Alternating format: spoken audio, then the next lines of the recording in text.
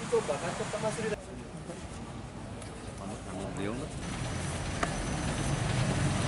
Oh iya orang.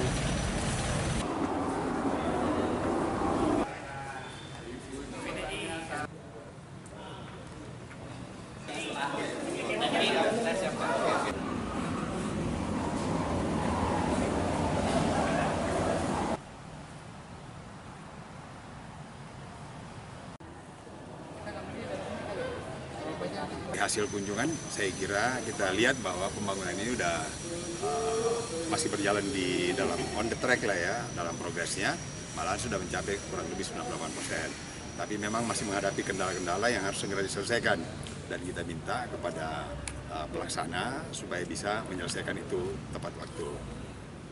Dan saya kira sebelum berjalan memang ada uji commissioningnya secara keseluruhan daripada fasilitas dan keretanya. Seperti biasanya, mestinya kan ada, kalau dalam pembangunan hotel kan atau bangunan ya ada openingnya kan, nah, itu dia juga melakukan itu untuk semacam simulasi, dan itu jadwal waktunya tentu saja sebelum Agustus, itu diperkirakan di Juni mereka melakukan simulasi itu kurang lebih 1,5 bulan.